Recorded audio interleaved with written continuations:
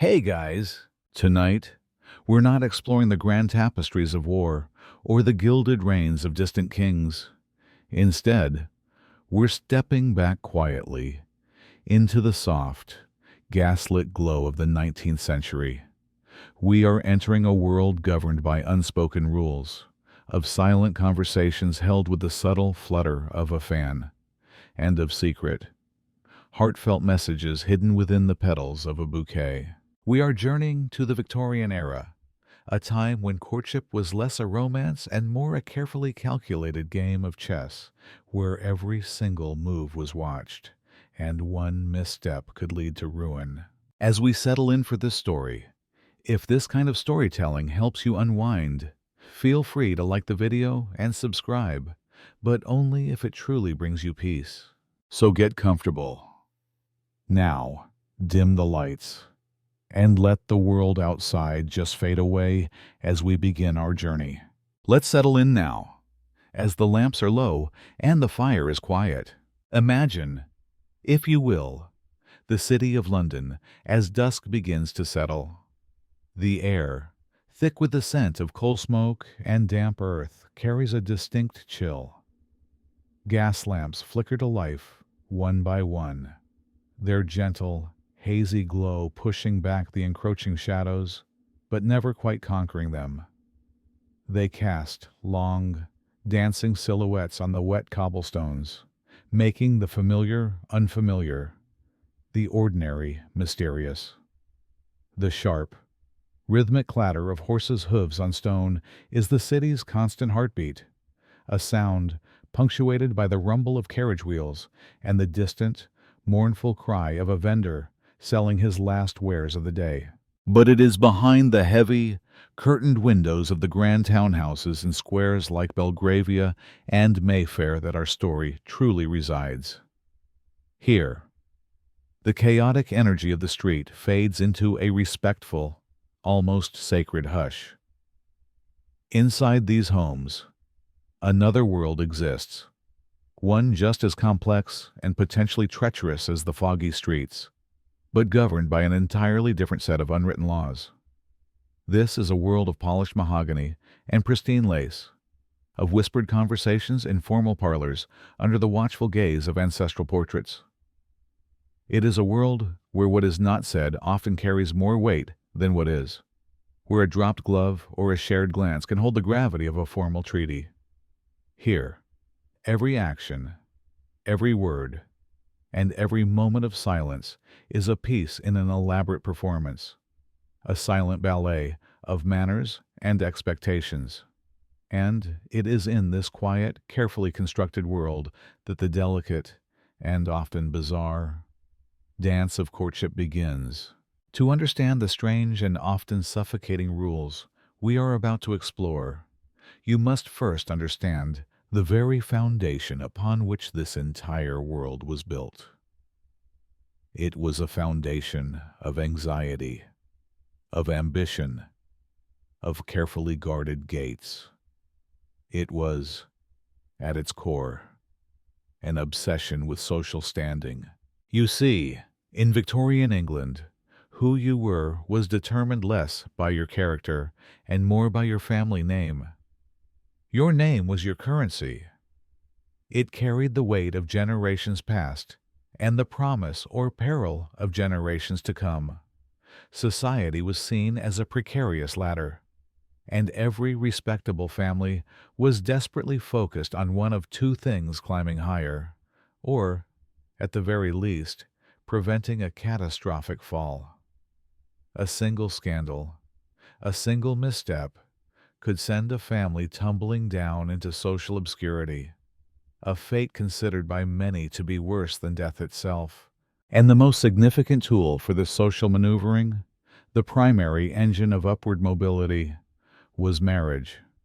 A good match was rarely about love, passion, or even simple companionship. Those were considered pleasant bonuses, fortunate byproducts if they happened to occur at all. No, a good match was a strategic alliance. It was a merger of fortunes, a consolidation of land, a union of respectable names. For a family with an ancient title, but dwindling funds, marriage to the daughter of a newly rich industrialist was a vital infusion of capital. For that industrialist, marrying his daughter into the aristocracy was the ultimate purchase legitimacy. In this world, love was a luxury, social security was a necessity, and this pressure turned the art of courtship into a marketplace, where sons and daughters were assets, and their hearts were commodities.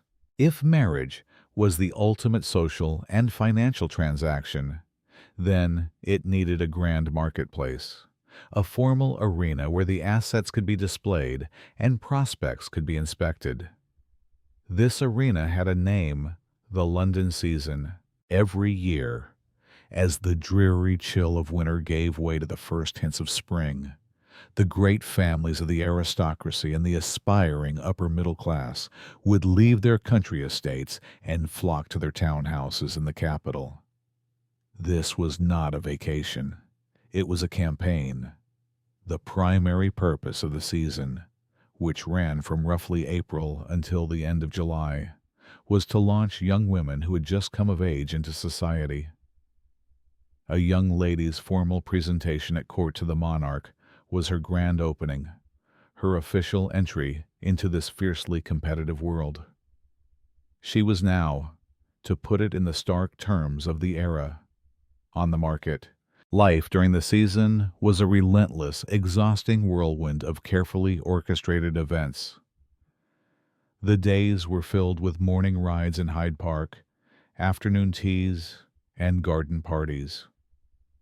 But it was the nights that held the true weight of expectation. There were grand balls that lasted until dawn, opulent multi-course dinners, and formal nights at the opera. Each event was another chance for eligible young men and women to meet, to be seen together, and, most importantly, to be judged by the hawk-eyed mothers and matriarchs who were the true power brokers. For a debutante, this was a period of immense pressure. A successful season meant securing a proposal from a suitable man. An unsuccessful season could mean being labeled a failure, destined for the quiet, lonely life of a spinster. This was not a party. It was the most important examination of her life, and the whole of her world was watching. Even on this glittering public stage, amidst the crush of the ballroom and the laughter of the garden party, a respectable young woman was never, ever truly alone. Hovering in the background of every social interaction, seated discreetly in the corner of every parlor, was the single most important and unavoidable figure in her life, the chaperone. The chaperone was the living, breathing embodiment of a family's honor. Typically, she was the young lady's mother, a widowed aunt, or a hired older woman of unimpeachable character. Her official purpose was to protect her young charge's innocence and virtue. In practice, her job was to be a constant, vigilant barrier between the young woman and any hint of scandal or impropriety. A chaperone ensured that a couple was never left unobserved. She sat with them during afternoon visits, her knitting needles clicking softly.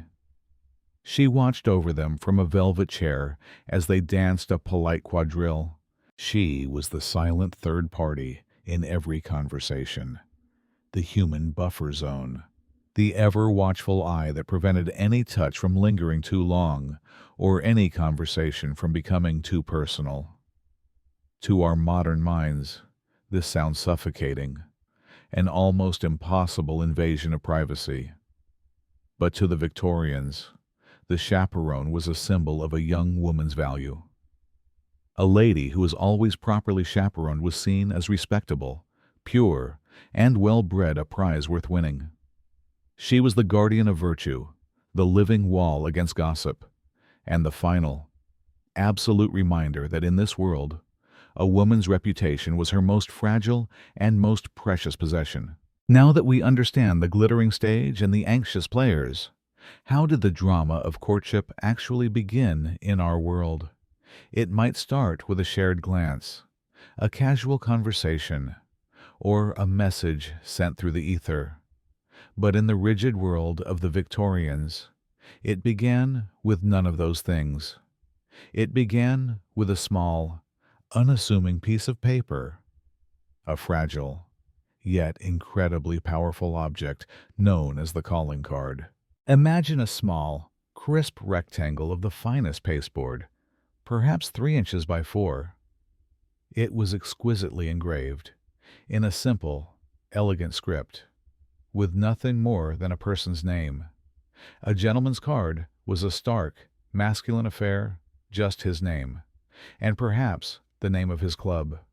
A married woman's card bore her husband's name, Mrs. John Smith, as her own identity was now intrinsically linked with his. These were not mere contact details.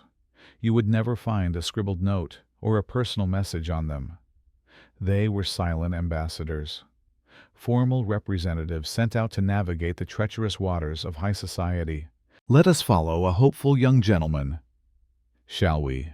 Perhaps he has been formally introduced to a young lady at a ball the night before. Now he wishes to cultivate the acquaintance. He would arrive, in his finest day wear, at the family's townhouse. He would never dream of knocking and asking to see the young lady. That would be an unthinkable breach of decorum. Instead, he would approach the door and, when the butler or footman answered, he would simply present his calling card. This was the opening move in the silent, intricate game. The card would be placed on a polished silver tray, called a salver, and carried inside to the mistress of the house. The gentleman, meanwhile, would wait. He might remain in his carriage or stand patiently on the pavement, his fate resting entirely on that small piece of pasteboard. The next few moments would determine everything. Inside, the lady of the house would inspect the card. If she was officially at home for receiving visitors, and if this particular gentleman was deemed an acceptable acquaintance, the butler would return to the door and invite him in. This was a small victory. The visit itself, however, would be a masterpiece of restraint. It would last no more than 15 minutes, a brief, formal exchange of pleasantries in the main parlor, always under the hawk-like gaze of a chaperone. But what if the butler returned with the message, "Mrs. Smith is not at home"? This was the true genius of the system. It did not necessarily mean she was physically out of the house. She could very well be in the next room. Not at home was the universally understood code for "I do not wish to see you right now," or, more crushingly, "I do not wish to see you at all." It was a rejection without confrontation, a dismissal without insult. No feelings were openly hurt, but the message was received as clearly as a slammed door.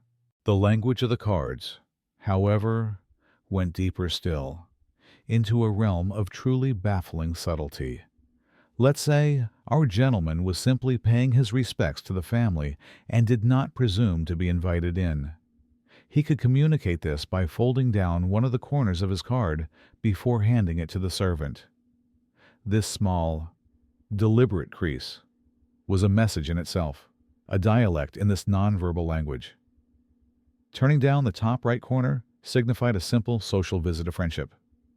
The top left corner was folded to offer congratulations, perhaps after the announcement of an engagement in the family.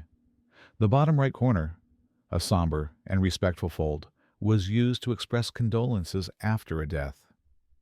And turning down the bottom left corner was a final farewell. It was often accompanied by the French initials P, C. Pour prendre congé, written on the card, signifying that the caller was leaving town for an extended period. Even the number of cards left was subject to strict rules. If our gentleman was calling on a mother and her two daughters, he would leave 3 cards, one for the mother, as the head of the household, and 2 for the daughters. It was a complex, almost mathematical system of showing respect. And what became of these paper emissaries in the entrance hall of any fashionable home? A silver tray or a fine porcelain bowl would be prominently displayed. It was filled with the cards of recent callers. This was not just a collection of names. It was a public resume, a testament to the family's social standing. A bowl overflowing with cards bearing the names of dukes, earls, and influential members of Parliament was a clear signal to all who entered: this is an important and well-connected family. To have your card displayed here was a mark of acceptance. To be absent from it was a quiet, but very public, snub. So you see, this entire elaborate dance of love and society began not with a word, but with an object. A simple card that could open the heaviest of doors, or have them gently, but firmly, shut in your face.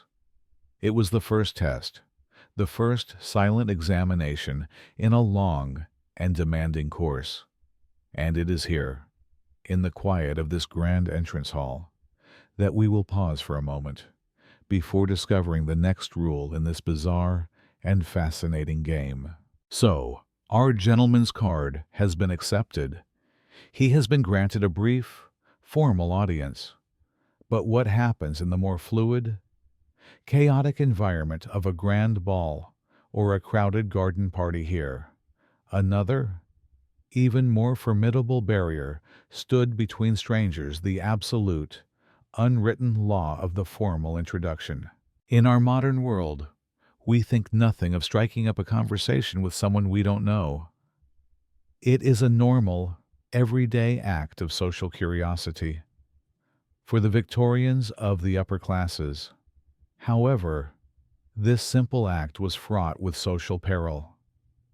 The idea of speaking to someone to whom you had not been formally introduced was not just considered rude, it was a profound violation of social order, an act of almost aggressive presumption. This rule was born from that same deep-seated anxiety that governed everything else: the protection of reputation and the maintenance of a rigid social hierarchy. An unvetted stranger was a liability. Who were they? What was their family standing? Were they, in the all-important language of the day, respectable? To engage with a stranger was to gamble with your own status, and it was a risk no sensible person was willing to take. So, how did one cross this chasm of silence that separated 2 people in the same room?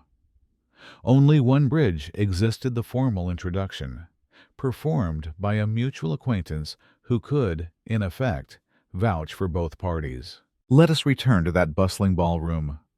Our young gentleman, Mr. Davies, sees the lovely Miss Ainsworth across the room. He cannot simply walk over and say hello. Instead, he must begin a quiet, strategic hunt. He must locate a person who knows both himself and Miss Ainsworth's family, perhaps the host of the party, or a mutual friend. This third person was the vital link, the social gatekeeper. Mr. Davies would approach this mutual friend and politely express his desire for an introduction. The friend, understanding the weight of his role, would then lead him over to where Miss Ainsworth stood, always with her chaperone nearby. The ritual itself was precise. The gentleman was always presented to the lady, a subtle but significant acknowledgment of her protected status in the courtship ritual. The words were simple and formulaic. Miss Ainsworth, may I present Mr. Davies? Or, Mrs. Ainsworth, allow me to introduce Mr. Davies. Only after the specific incantation had been uttered could Mr. Davies finally address Miss Ainsworth directly, and even then, only with the chaperone's tacit approval. The person making the introduction was taking on a significant social responsibility. By introducing two people, they were implicitly endorsing them both. They were staking a small piece of their own reputation on the fact that both individuals were worthy of knowing each other. To make an improper introduction, presenting someone of a lower social standing, or, heaven forbid, someone with a questionable past was a serious social error that could reflect badly on the introducer for weeks to come.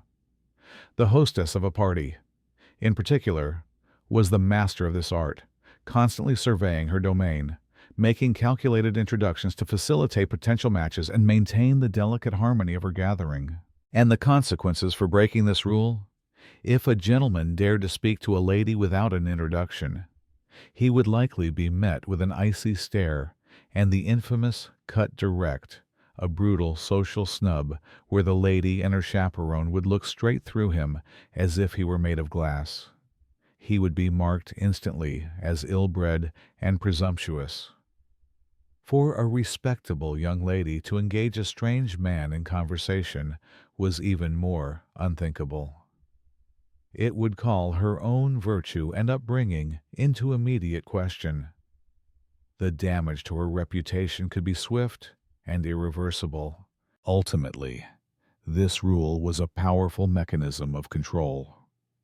It ensured that the world of the upper classes remained a closed, self-regulating system. You couldn't enter it based on charm or personality alone. You had to be invited in, vetted, and approved by the existing members.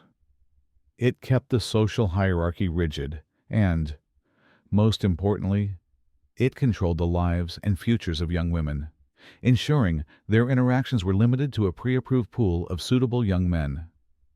It was a system designed to eliminate risk and preserve order, ensuring the dance of courtship proceeded only with designated partners.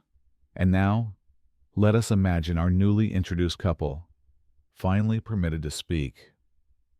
What invisible rules governed their very first words? That is the next fascinating layer we shall explore. Our newly introduced couple is now permitted to speak, but in a world so intensely constrained by rules, where conversations were public, chaperoned, and often impersonal, the most meaningful dialogues were frequently held in complete silence, and the primary instrument for the secret, unspoken language was a beautiful, elegant, and surprisingly powerful object, the lady's fan. Think of it, more than just a simple tool to create a gentle breeze in a stuffy, overcrowded ballroom. The fan was an extension of the woman who held it. It was a work of art in itself, often made of painted silk, delicately carved ivory, or fine sandalwood, sometimes adorned with lace or soft, downy feathers. It was a shield, a decoration, and a constant companion. But its true power lay in its potential as a covert communication device, a way to speak volumes without ever uttering a single, compromising word. Now we must whisper a small historical truth here in the quiet of the evening. The idea of a fixed, universally understood language of the fan was, in part, a wonderfully romantic notion, popularized by clever fan makers in London and Paris, who would sometimes include little leaflets with their fans, outlining the meanings of various gestures. It's unlikely that every gentleman carried a mental dictionary to decode these signals with perfect accuracy. But the idea of the fan language was pervasive. It created a playful, flirtatious, and wonderfully ambiguous subtext to every social interaction. A gesture could be just a gesture, or it could mean something more. It all depended on who was watching. This gave a lady the priceless gift of plausible deniability. Let's imagine Miss Ainsworth, across the room, wishes to communicate with Mr. Davies. She could convey a whole range of feelings and intentions. If she were to carry her fan open in her left hand, it might be an invitation, "Come and talk to me." If he were to approach and she began fanning herself very slowly, it could be a gentle warning, "I am married." If she fanned herself quickly, it might suggest something more definite, "I am engaged." Once in conversation, the silent dialogue could continue. If she were to draw the fan across her cheek, it could be a tender and breathtaking signal, "I love you." But if she drew it across her forehead, it was a nervous warning, "We are being watched." If she wanted to arrange a secret meeting, she could hold her closed fan to her eye, a gesture that could be interpreted as, "At what hour may I see you?" The suitor could then attempt to signal a time back. The fan could ask and answer questions. Resting it on her right cheek could mean yes. On her left, a firm and final no. It could also be used to convey displeasure. If a lady began to snap her fan shut, it was a clear sign of impatience or anger. A fan dropped suddenly and dramatically to the floor was not an accident. It was a message, often meaning, "Our acquaintance is at an end. We can be friends, but nothing more." So you see, the fan was both a shield and a weapon. It was a shield that could hide a nervous blush or conceal a secret smile. A woman could retreat behind her fan, creating a small, temporary wall against the prying eyes of the world. But it was also a weapon in the subtle social warfare of the ballroom. It could beckon a favored suitor, dismiss a tiresome one, and express a universe of feeling. In a world that gave respectable women very little overt power, the fan was a tool of agency. It allowed her to be an active participant in the game of courtship, not just a passive prize to be won. Imagine the scene now. The orchestra is playing a soft waltz. The air is warm and thick with the scent of perfume and wax candles. And all around the room, these silent, fluttering conversations are unfolding. A flick of the wrist, a gentle flutter, a moment of perfect stillness. It is a language of hope and intrigue, spoken only by the gentle rustle of silk and ivory. The fan was the language of the ballroom, a tool of artifice, shadow, and silk. But when a Victorian heart wanted to express sentiments that felt more natural, more sincere, or indeed more venomous, they turned away from the crowded room and looked towards the garden. Here, beneath the gentle sun or the quiet moon, they found a vocabulary that was vibrant, fragrant, and alive. They began to speak in the silent, powerful language of flowers, a complex and beautiful art known as floriography. This obsession didn't appear from nowhere. The 19th century saw a great surge in botany and a love for horticulture. The expanding middle class, with their newly acquired suburban homes, suddenly had gardens to tend and conservatories to fill. Alongside this, a flood of illustrated books and magazines began to appear, offering guidance on everything from planting seasons to the secret meanings of plants. The idea itself had been floating in the European consciousness for over a century, ever since the writer Lady Mary Wortley Montagu observed the custom in the harems of Constantinople. But it was the Victorians, with their love for symbolism and their desperate need for a language to express the unexpressible, who elevated it to a true art form. The primary vehicle for this language was a small, tightly arranged bouquet known as a tussie-mussie, or nosegay. Imagine a miniature masterpiece of floral arrangement. At its center would be a single, significant flower, and around it, other flowers and fragrant herbs would be placed to complement or modify its meaning. The stems were wrapped tightly in damp moss, then covered with a lace doily, and often the entire bouquet was slipped into a delicate holder, a small, cone-shaped vase made of silver, ivory, or mother of pearl, which could be carried elegantly without wilting the blooms or staining one's gloves. This was not just a bouquet. It was a letter, waiting to be read. The vocabulary of this language was immense, a true dictionary of emotion. Let us imagine our hopeful suitor, Mr. Davies, wishing to send a message to Miss Ainsworth. He could not write her a passionate sonnet, but he could compose a poem in petals. A single red rose, of course, was the most direct and universally understood message, "I love you." But the nuance was everything. A deep, velvety red rose spoke of unconscious beauty and passionate love. A more delicate pink rose conveyed a gentler sentiment of grace, happiness, or infatuation. A white rose symbolized innocence and purity, or a love that was heavenly and unspoken.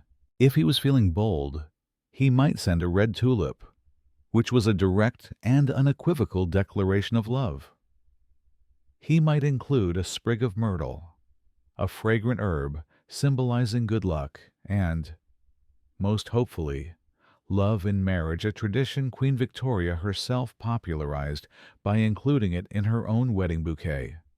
To convey his faithfulness, he could add heliotrope with its sweet, vanilla-like scent, which whispered of eternal devotion. And for pure, sentimental romance, nothing could beat the gentle forget-me-not, whose name was its meaning, "Remember me, my true love." A tussie-mussy combining these elements was a powerful declaration of honorable and loving intentions. But floriography was not always so sweet. Just as it could be used to woo, it could also be used as a devastating weapon, a way to deliver an insult with the cold, quiet beauty of a flower. This is where the practice moves from charming to truly bizarre. Imagine a suitor, unwanted and persistent. A lady could send him a bouquet that would stop him in his tracks. At its center might be a yellow carnation, a flower whose sunny disposition belied its cruel meaning: disdain, rejection. To this, she might add a sprig of the common herb basil, which, in the language of flowers, screamed hate, a stalk of lavender, while beautiful and fragrant, carried a message of distrust and suspicion. And perhaps, most cruelly of all, she could include a branch of hydrangea, a flower whose beautiful, full blooms delivered a brutal judgment on the recipient's character. You are heartless. Receiving such a bouquet was a public humiliation, a silent and fragrant slap in the face. The grammar of this language held even deeper subtleties. The way a flower was presented could change its meaning entirely. A flower handed over in an upright position held its positive meaning, but if it was offered upside down, its meaning was reversed. A rose presented in full bloom had a different shade of meaning than a delicate rosebud, which often symbolized a young girl's heart, innocent and untouched. Even the ribbon that bound the tussie-mussy was part of the code. A ribbon tied to the left indicated that the flower's meaning applied to the giver. Tied to the right, it applied to the recipient. Think of the implications. A red rose with the ribbon on the left meant, "I love you." With the ribbon on the right, it meant, "You love me," a presumptuous and perhaps even accusatory statement. This created a delicious, and at times terrifying, level of ambiguity, as different floral dictionaries sometimes contradicted one another. What one book called devotion, another might call jealousy. A courtship conducted through flowers was a dance on a knife's edge of interpretation, and it was all done in public. A tussie-mussy, once received, would be placed in a small vase in the parlor for all visitors to see. A room constantly filled with fresh, hopeful bouquets was a testament to a young lady's social success, but a single, wilting bouquet of yellow flowers could become the subject of hushed and cruel gossip. In this way, The garden and the home became a theater of silent emotion, where every petal held a secret, and every vase told a story. The silent, fragrant language of fans and flowers allowed for a secret, intimate dialogue, a conversation of the heart conducted in whispers of silk and scented petals. But courtship, if it was to progress, eventually had to move out from behind the parlor curtains and into the open air. After a suitable period of acquaintance, a gentleman might be granted the privilege of accompanying a lady on a walk. This, however, was not a casual, carefree stroll. It was yet another carefully choreographed performance, a public ritual with its own set of bizarre and unyielding rules. To be seen walking together in a fashionable public space like London's Hyde Park during the designated hour or along the promenade of a seaside resort was a significant and deliberate statement. It was a public announcement that an understanding was beginning to form between the two individuals and, more importantly, between their two families. It was a way to test the waters of public opinion. How did the couple look together? Did they appear well matched? Did society, that great unseen observer, approve of this potential union? The walk was a trial run, a public exhibition before the much more serious business of being seen as an officially engaged couple. It was a step to be taken with the utmost seriousness, for the entire world, or at least their entire world, was watching. And because the world was watching, they were never, ever truly alone.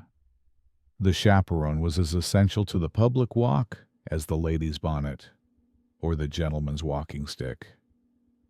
Her presence was non-negotiable.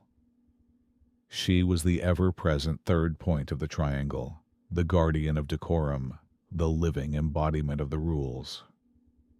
Her singular duty was to ensure that both the physical and the conversational distance between the young couple remained appropriate at all times. She was a mobile fortress, protecting the young lady's reputation from the slightest hint of impropriety, whether real or imagined. The very act of walking was governed by a kind of strict social geometry. The gentleman was always expected to walk on the outside, nearest the curb. This tradition, which survives in some form even today, had a practical origin. It was to protect the lady's delicate dress from being splashed by mud or water thrown up by the wheels of passing carriages. But it was also a deeply symbolic gesture. It positioned him as her protector, a shield against the grime and chaos of the outside world. The chaperone's position in this formation was a matter of strategic importance. Most commonly, she would walk slightly behind the couple, a human shadow trailing them at a respectable distance. She had to be close enough to overhear every single word of their conversation, ensuring it never strayed into dangerous territory, yet just far enough away to give the carefully constructed illusion of a small amount of privacy. In other, stricter circumstances, she might walk directly alongside the lady, with the gentleman on the other side, forming a solid line of three. A particularly nervous or formidable chaperone might even insist on walking between the young couple, an impenetrable barrier of virtue. The space between this hopeful couple themselves was perhaps the most strictly policed aspect of the entire affair. An invisible, inviolable boundary existed between them. They were to remain close enough to converse without shouting, but far enough apart that no accidental physical contact could possibly occur. The casual brushing of hands was considered a shocking breach of etiquette. A gentleman would only offer his arm to a lady if the terrain was particularly uneven, or if they needed to navigate a crowd or cross a busy street. And even then, the contact was minimal and stylized. The lady would not take his arm, but would instead delicately rest just her fingertips on his forearm, a contact so light it was barely there at all. And what of their conversation? The words that drifted on the afternoon air for the chaperone to audit it was a minefield of forbidden subjects. The entire dialogue was designed to be as bland, impersonal, and utterly safe as possible. The weather was, of course, the most invaluable and timeless topic. They could remark upon the beauty of the park, the quality of the flower beds, or the other respectable people they saw, though any specific or gossipy comments were frowned upon. Literature was a popular subject, provided one only discussed morally upright authors. To bring up a racy French novel or a controversial work of poetry would be social suicide. Any topic of a deeply personal nature was strictly forbidden. A gentleman could not ask a lady about her feelings, her dreams, her fears, or her private thoughts. He certainly could not speak of his own. Money, finance, and business were considered vulgar and were never to be mentioned. Politics and religion were far too controversial and could lead to passionate disagreement, which was to be avoided at all costs. Sickness, disease, and death were deemed too morbid for polite company. The goal of the conversation was not intimacy, but the successful performance of well-bred, light-hearted civility. It was a test, not of compatibility, but of social skill. And all of this, the careful spacing, the chaperone presence, the sanitized conversation, was performed under the intense scrutiny of the public. A silent, open-air theater where one wrong move could bring down the curtain on a budding romance.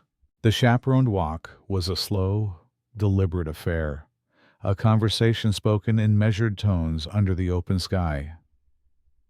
But the true heart of the social season, the glittering arena where reputations could be made and romantic fortunes won or lost in the space of a single evening, was the ballroom. And in this dazzling, chaotic world of music, light, and rustling silk, a young lady's entire evening, her triumph or her public humiliation, was governed by a tiny, delicate, and astonishingly powerful object, her dance card. Imagine, if you will, a small booklet, often no larger than the palm of a lady's hand.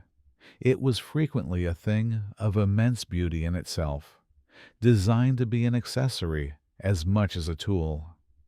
The covers might be crafted from polished ivory, iridescent mother of pearl, or intricately filigreed silver. Inside were delicate paper pages, carefully printed with a list of the evening's scheduled dances, the waltzes, the quadrilles, the polkas, and the gallops, each with a blank line beside it. Attached to the card's spine by a fine silk cord or ribbon was a tiny, exquisitely sharpened pencil. This was not merely a schedule to be consulted. It was a ledger of popularity, a sacred document that would provide a tangible, minute-by-minute record of a young lady's social standing for all the world to see. Upon arriving at a ball, a young lady would be presented with this card. From that moment, the campaign for her evening began. Gentlemen who wished to dance with her would have to approach and make a formal request. They would not, of course, approach her directly. They would first have to address her chaperone, bowing politely and asking for permission to speak with her charge. If the chaperone approved, the gentleman could then turn to the young lady, bow again, and formally ask for the honor of a specific dance. "Miss Ainsworth," he might say, "may I have the honor of the third waltz?" If she accepted, she would gracefully hand him her dance card and the tiny attached pencil. He would then, with a sense of formal gravity, write his name in the blank space next to the designated dance. This was a contract. It was a binding social agreement for a 10 to 15-minute engagement of choreographed movement and polite conversation. A gentleman had to be strategic. The most desirable dances, such as the first waltz, or the one immediately following the midnight supper were highly coveted and would be claimed very early in the evening by the most confident or high-status suitors. A gentleman who was too shy or waited too long might find that the dance card of his preferred partner was already disappointingly full. From the young lady's perspective, the state of her dance card was a public barometer of her success for the season. A card that was filled quickly and completely, especially with the names of eligible and respectable bachelors, was a clear triumph. It was a visible sign that she was a belle, a desirable and popular figure. She could be seen fanning herself contentedly, smilingly turning away latecomers with the polite, yet deeply satisfying excuse. "I am so dreadfully sorry, Mr. Smith, but my card is quite full." The alternative was a young woman's nightmare. The true horror for any debutante was the empty or sparsely filled dance card. To be a wallflower sitting on the sidelines against the wall, pretending to be fascinated by the potted plants while clutching a card full of blank spaces, was a quiet, but very public, form of social death. It was an undeniable declaration of her failure to attract interest. The pressure to fill the card was so immense that a kind-hearted hostess, a concerned mother, or a pitying older brother might discreetly arrange for friends or cousins to ask the struggling young lady for a dance, just to save her from the utter humiliation of being seen with an empty card. Even once a name was written, there were rules. One of the most rigid and significant of these was the two-dance rule. A gentleman should never, under any circumstances, ask a lady for more than 2 dances in a single evening. To sign her card for a third, or even a fourth, dance was an incredibly bold and public statement. It signaled a serious, focused, and undeniable romantic interest. It would set tongues wagging across the room and create a powerful expectation of a forthcoming proposal of marriage. It was a move reserved only for those couples who were already formally and publicly engaged. To do otherwise was to risk a lady's reputation. Refusing a dance was an equally delicate matter, fraught with peril. If a gentleman asked for a dance and a lady said no, she was, by an unbreakable convention, not permitted to accept another partner for that same piece of music. To refuse one man and then immediately stand up to dance with another was the cut direct, in its most brutal form, a deliberate and shocking public insult that could earn her a reputation for cruelty. The only acceptable reason for a refusal was that she had already promised the dance to someone else, or that she was feeling unwell and intended to sit out the dance entirely, remaining firmly in her seat until the music stopped. And, for a gentleman, forgetting a dance he had signed up for was a cardinal sin, an insult of the highest order that marked him as careless, ill-bred, and unworthy. So, you see, this tiny booklet of paper and silver was far more than a simple accessory. It was a battlefield, a currency, and a confession. It dictated a young woman's movements, measured her worth, and could define her entire social season in the space of a few hours. Let us imagine the orchestra swelling now, the couples taking their places, and the great formal dance of society beginning in earnest. The agreement has been signed in delicate pencil on the pages of the dance card. The music from the orchestra swells, a clear signal that the next performance is about to begin. The gentleman makes his way across the room, approaches the lady and her chaperone, bows, and offers his arm. He leads her onto the polished, crowded ballroom floor. This was it. This was one of the very few moments in polite Victorian society where a young, unmarried man and woman could have legitimate, sanctioned physical contact. It was a moment of thrilling proximity in a world that was defined by distance. But even here, in the supposed freedom and abandon of the dance, they were bound by a dizzying and complex array of invisible rules that governed their every move. Let us first consider the waltz, which was by far the most intimate, popular, and potentially scandalous dance of the era. The nature of the physical contact was a matter of intense focus and unspoken negotiation. The gentleman's right hand was to be placed firmly, yet with the utmost respect, on the lady's back. But its exact position was critical. It was to rest squarely on the sturdy, whalebone-enforced structure of her corset, never on her soft flesh. For his hand to stray too low was considered shockingly improper and suggestive. To place it too high on her shoulder blades was awkward and demonstrated a lack of confidence. The perfect placement was a precise art, a sign of a true gentleman. The lady, in turn, would delicately place her left hand on the gentleman's shoulder or upper arm. It was a light, almost weightless touch, a gesture of guidance rather than a grip. Her other hand, her right, would be held in the gentleman's left. Even here, there were rules. Their palms might touch, but their fingers were never to be intimately intertwined or squeezed. More often than not, both parties wore gloves, the gentleman in white kidskin, the lady in silk or satin, adding yet another formal layer of separation, a thin but significant barrier of material between their skin. Even in this formal embrace, a respectable distance was to be maintained between their bodies. They were close, certainly, but not too close. A gentleman was expected to lead his partner with confidence and strength, guiding her through the swirling chaos of the dance floor, but without ever pulling her uncomfortably near or violating her personal space. The entire dance was a paradox, a performance of profound intimacy executed with the utmost formality, a strange and beautiful union of closeness and distance. Of course, not all dances were created equal in their potential for scandal. The safest, and often the opening dance of a grand ball, was the quadrille. This was a stately, complex square dance that involved 4 couples moving in synchronized patterns. It was more a test of memory and precision than of passion.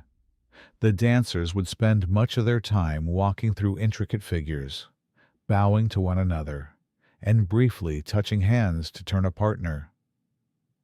The quadrille was known as a talking dance, as its slower pace and frequent pauses provided an excellent and safe opportunity for light, chaperone conversation as they moved through the figures. The waltz, however, was another matter entirely. When it was first introduced to society, it was considered deeply shocking by the older generation. An unmarried man and woman, facing each other, in a close embrace, spinning and twirling as a single entity, it was intoxicatingly modern and dangerously intimate. The constant, dizzying motion, the shared momentum, the sheer proximity of their bodies, it was the most intense experience a respectable young couple could possibly have together. To waltz well with a partner required a remarkable level of non-verbal communication and physical harmony, a silent conversation between 2 bodies that was thrillingly close to true intimacy. Later in the evening, the orchestra might strike up an energetic, almost frenzied polka or gallop. These dances were fast, boisterous, and required a great deal of stamina, often leaving the dancers breathless and flushed. They were less about sensual grace and more about a kind of shared, childlike exuberance. Yet even in these seemingly wild dances, the rules of posture, distance, and respectful contact were to be strictly maintained, a challenge that tested the skill and decorum of even the most accomplished dancers. And during these 10 to 15-minute interludes, a quiet conversation was expected to be maintained. But just like on the chaperoned walk, the topics were severely limited. They could discuss the excellence of the music, the quality of the ballroom's floor, or comment on how pleasant the evening was. The gaze was just as important as the words. A gentleman was to look at his partner with respectful admiration. To stare too intently into her eyes was considered overly forward. The lady, in turn, could meet his gaze, but not hold it for too long. When the final notes of the music faded, the spell was broken. The dance was over. The gentleman would bow, thank the lady for the honor, and immediately escort her back to her seat and the watchful eye of her chaperone. He would not linger. The moment of sanctioned closeness was finished. He would bow once more and then melt back into the crowd of dancers, and she would consult her card for her next partner. The entire interaction was a self-contained bubble of formality, a brief world of music and movement governed by 1,000 silent rules, before the bubble popped and the formal distance between them was respectfully reestablished. The dance provided a fleeting 10-minute bubble of physical closeness, a conversation told through movement and the subtle pressure of a hand. But what of the actual words spoken between two people in the brief pauses of a quadrille, during the slow procession of a chaperoned walk, or, most terrifyingly, during a formal 15-minute visit to a lady's drawing room? Conversation was a necessity. But this was not conversation as we would recognize it. It was a delicate, highly skilled, and often exhausting performance, an art form with its own strict curriculum and vast forbidden territories. It was the art of Victorian small talk. The primary goal of this polite conversation was not, as we might naturally assume, to get to know the other person on any deep or meaningful level. In fact, the entire system was designed to prevent that very thing from happening. The true purpose of small talk was to display one's own character, education, and, most importantly, one's good breeding.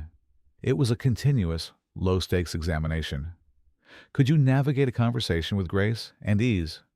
Could you demonstrate your knowledge of acceptable topics without showing off? Could you be pleasant, witty, and engaging without ever becoming controversial, overly emotional, or worst of all, boring? Your ability to perform this intricate conversational dance was a direct and public reflection of your social standing. The canvas for this art form was painted with a very limited palette of safe topics. The undisputed king of all these subjects was, of course, the weather. It may seem like a tired cliché to us, but to the Victorians, the weather was an invaluable and endlessly versatile conversational tool. It was a universally shared experience, making it instantly relatable. It was completely impersonal, requiring no emotional investment, and it offered a gentle stream of endless, minor variations. One could comment on the pleasantness of the sun, the agreeable nature of a breeze, the threat of a coming shower, or the particular beauty of a sunset. It was the perfect, neutral ground upon which any polite conversation could be safely built and maintained. The arts were another popular and generally acceptable field of discussion. One could talk about a recent concert at the Royal Albert Hall, a new exhibition of paintings at the Royal Academy, or a performance of a classic play. Here, too, however, there were boundaries. One was expected to express appreciation, not deep, passionate critique. You could praise the technical skill of a singer or the beauty of a landscape painting, but to express a strong, negative opinion or to deconstruct the art in a way that seemed overly intellectual was considered poor form. Literature was perhaps the most popular, but also the most treacherous, of the safe subjects. Discussing the historical romances of Sir Walter Scott, the noble poetry of Tennyson, or a morally unambiguous novel by Charles Dickens was an excellent way to showcase one's education and refined taste. But the literary landscape was a minefield. To accidentally mention a sensationalist penny dreadful novel, a controversial and decadent poet like Swinburne, or a morally questionable French author like Émile Zola would be a catastrophic error in judgment. It would immediately mark you as someone with a suspect moral compass and questionable reading habits. So, what was left off the table? The list of forbidden territories was vast and comprehensive. The single greatest taboo was the personal. One simply did not ask personal questions. To ask a gentleman, "What do you do for a living?" was considered incredibly vulgar. To ask a lady a direct question about her family or her feelings was an unforgivable intrusion. The inner self was a locked room, and polite society demanded that no one ever ask for the key. Money and business were spoken of only in private, by men in their clubs. To speak of finances, how much one had, how one earned it in mixed company, was the height of vulgarity. It smacked of trade, a grubby world of commerce that the upper classes preferred to pretend did not concern them, even when their grand houses were mortgaged to the hilt. A lady, in particular, was expected to remain blissfully and innocently ignorant of all such matters. Politics and religion were far too passionate and divisive for the drawing room. They inevitably led to disagreement, and the entire goal of polite society was to maintain a smooth, placid, and agreeable surface at all times. A heated argument was a social failure. Gossip, while the secret lifeblood of this world, was never to be engaged in openly. You could make vague, elusive remarks, but to directly discuss the scandals or misfortunes of another person was a sign of poor breeding. Finally, any direct reference to the body, health, or illness was strictly taboo. The Victorians had a famous aversion to the physical self. Even the word leg was considered too risque in some circles. One referred to the leg of a piano or a table as a limb. To complain of an ailment or to inquire too deeply into another's health was simply not done. What remains is a conversation of surfaces, a dialogue built of weather, approved art, and the beauty of a sunset. It was a performance designed to keep everyone at a safe, comfortable, and impersonal distance. Imagine the constant strain of it, the endless self-editing, the terror of making a verbal misstep. Let us rest for a moment in that carefully constructed silence, the quiet space that hangs between the safe words, before we follow our couple from the drawing room to the dinner table, where a whole new universe of rules awaits. The drawing room, with its carefully curated words and conversational voids, was merely a rehearsal. The grand performance, the ultimate public test of one's social standing, education, and knowledge of etiquette, was the formal dinner party. To receive an invitation to dine at a respectable house was a distinct honor.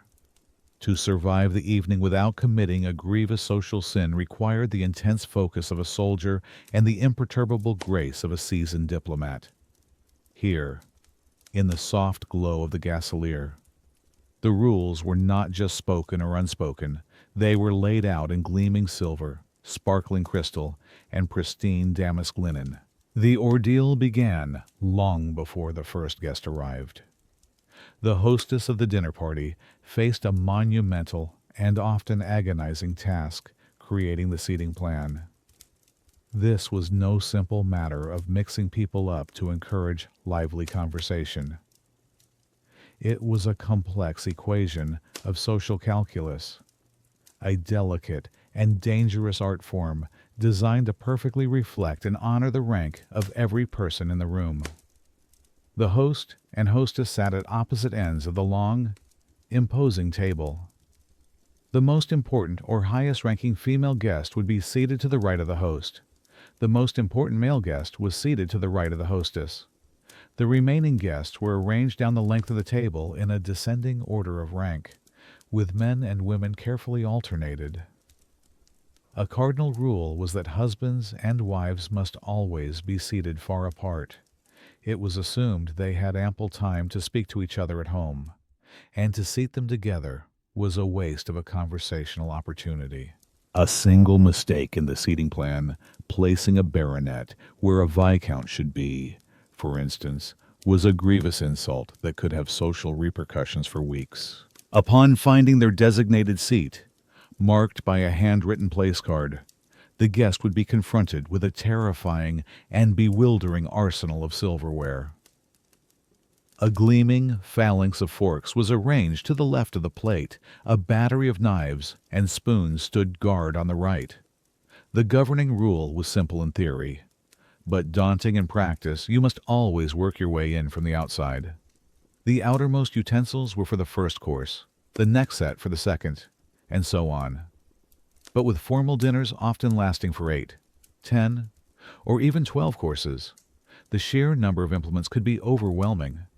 There were specialized oyster forks, fish forks, salad forks, dinner forks, and dessert forks. There were soup spoons, fruit spoons, and dessert spoons. To use the wrong fork for the wrong course was a clear and immediate sign that you were not accustomed to this level of society.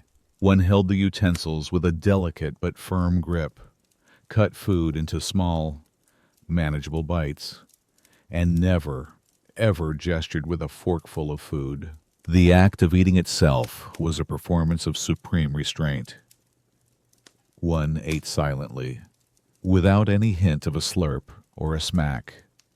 Soup was to be sipped, soundlessly, from the side of the spoon, which was to be dipped into the soup, moving away from you. Bread was to be broken, never cut, into a small, bite-sized piece, which was then buttered individually just before being eaten. It was considered elegant to leave a small amount of food on your plate at the end of each course, to show your host that you were not ravenous and had been amply provided for.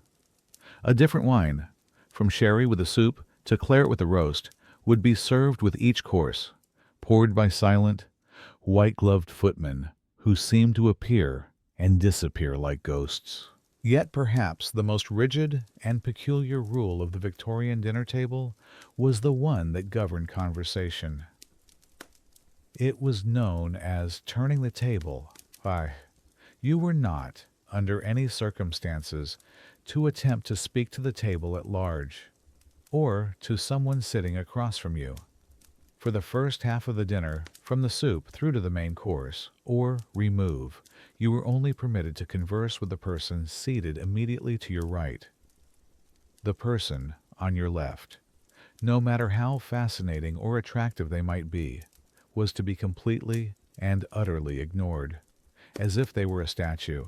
Then, at a certain predetermined point in the evening, usually after the main course had been cleared, the hostess would perform a subtle but critical action.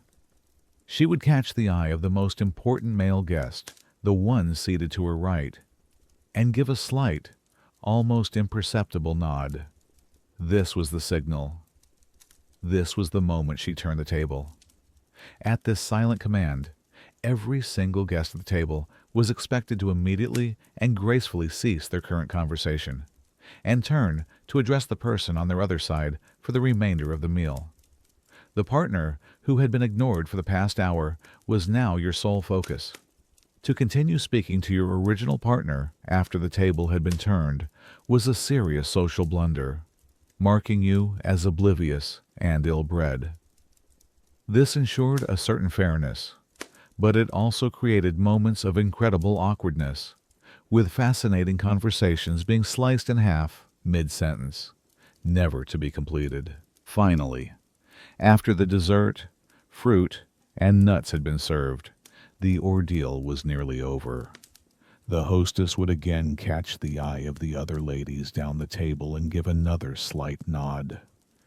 At this signal, all the women at the table would rise as one and withdraw from the dining room, leaving the men to their port, their cigars, and their masculine conversation. The dinner was a masterpiece of social orchestration, a symphony of unspoken rules where a single wrong note could lead to social ruin. The dinner table, with its strict conversational turns and rigid silverware choreography, was a fortress of prescribed formality.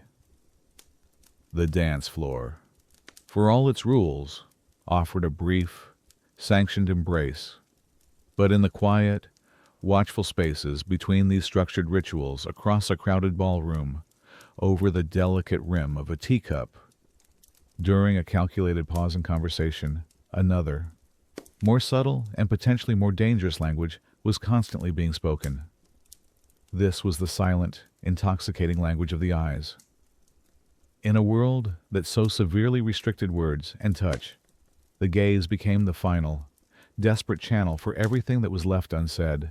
When your spoken words are policed to the point of blandness, when your proximity to another person is measured in feet and inches, and when physical contact is limited to the gloved, fleeting touch of a hand, the eyes are all that you have left. They become the primary vessels for curiosity, for admiration, for unspoken longing, or for withering disdain.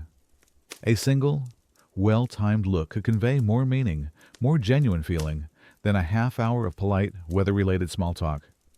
It was a direct line from one mind to another, a brief flash of authenticity in a world of supreme artifice.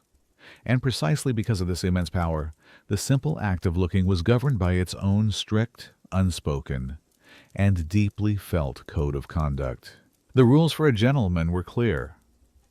He was permitted to look at a lady, but only in a manner that signaled the most profound and respectful admiration. His gaze was to be brief, appreciative, and never predatory.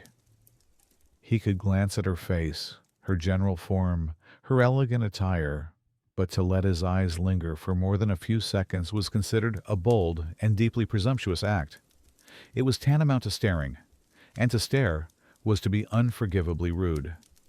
It was to treat a lady as an object for consumption rather than a person to be respected. A true gentleman's glance, therefore, was fleeting, almost shy, but it was capable of carrying an immense weight of meaning in its very brevity.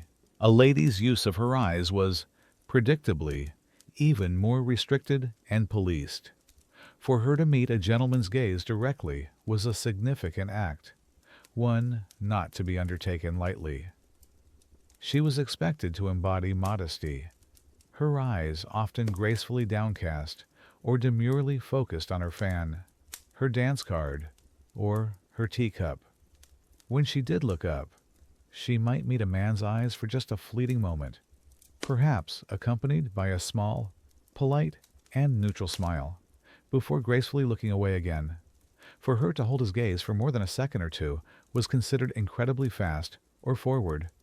It signaled an improper boldness, a shocking lack of maidenly modesty that could instantly damage her reputation. But the eyes were not only a tool of flirtation, they could also be a weapon of devastating social annihilation.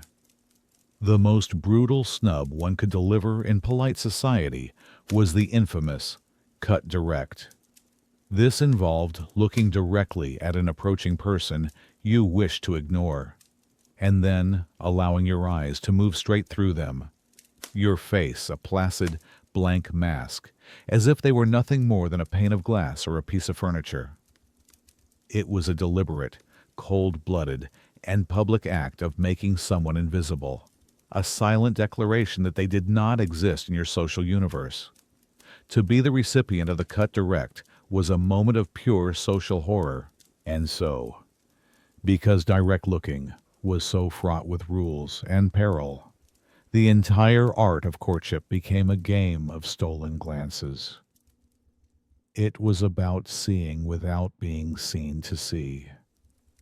It was the art of the quick, sideways glance across a room, the brief look up from beneath the brim of a bonnet during a walk in the park, the momentary meeting of eyes over the top of a fan. These were the secret, electric moments that truly mattered.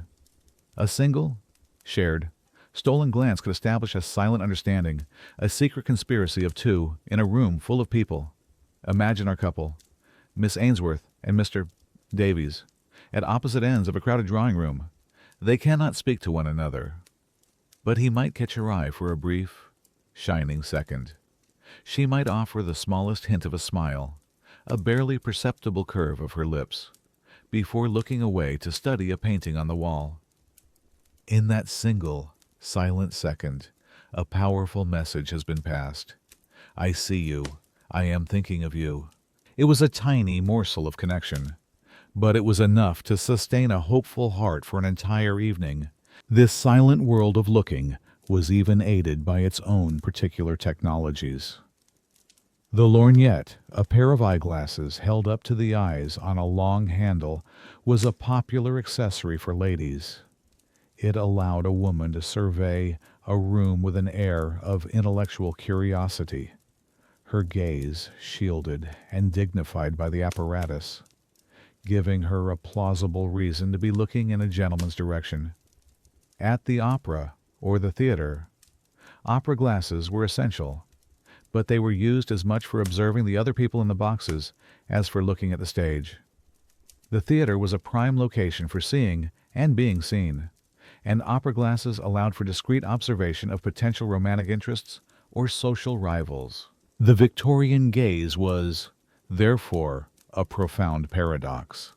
It was at once heavily policed and incredibly powerful, a tool for expressing the deepest emotions and for delivering the cruelest of social blows.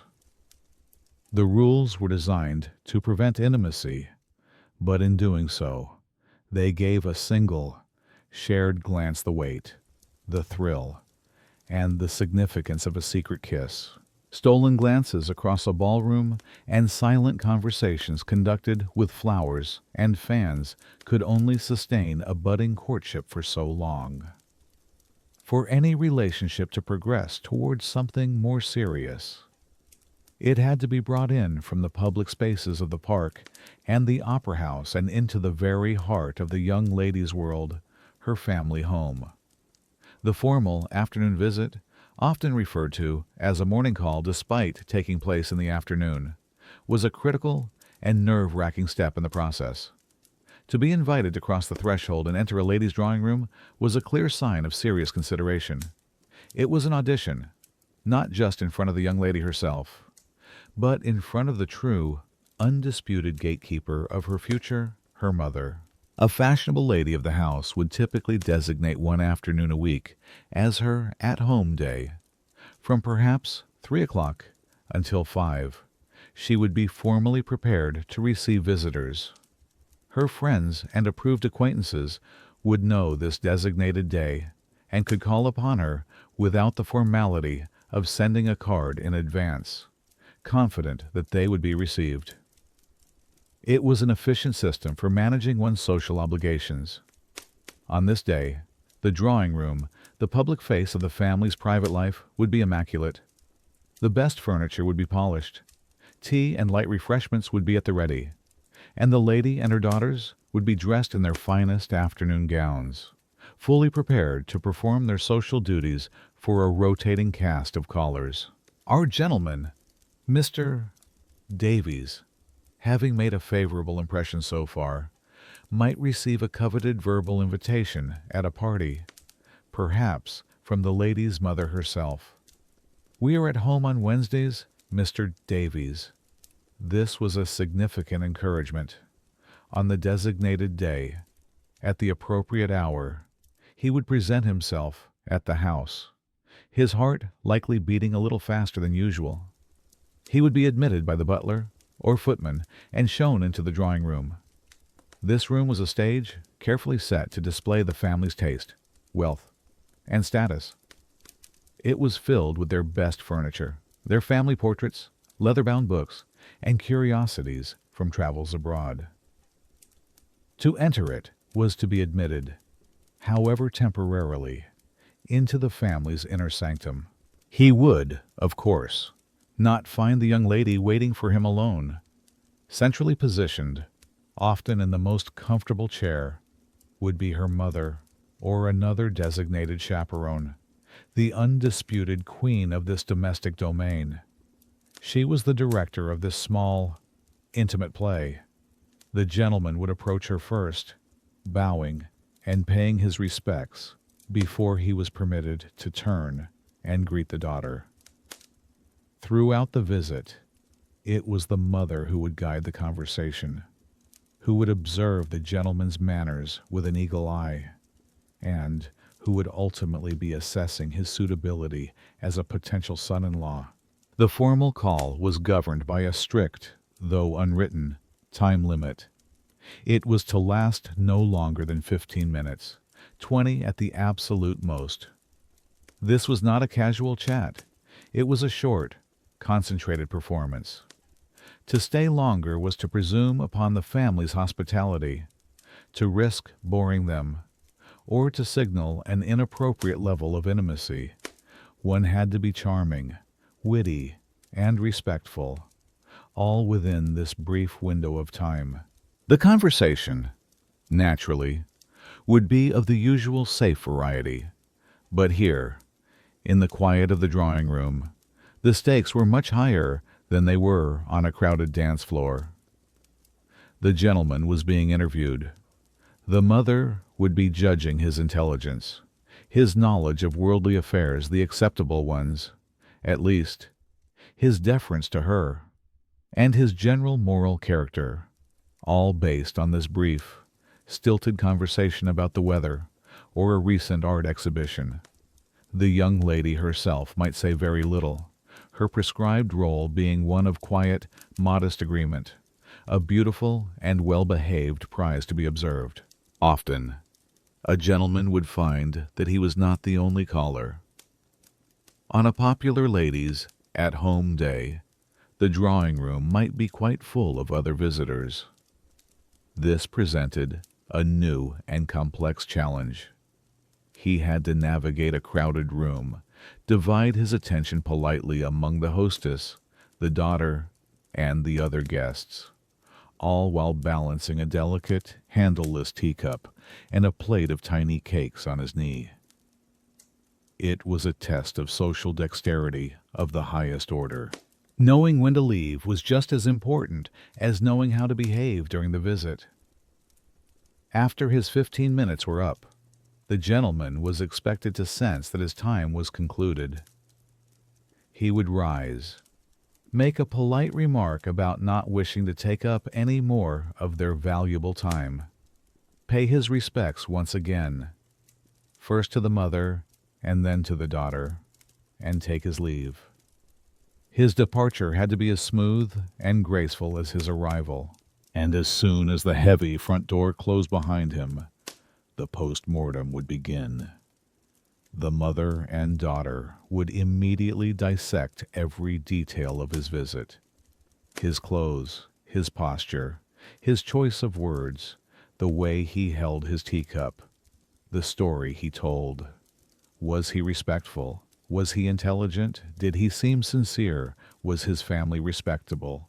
It was on the basis of these brief, highly artificial, and intensely scrutinized performances that the futures of young men and women were so often decided.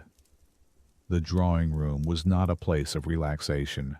It was a courtroom, and the gentleman caller was the one on trial.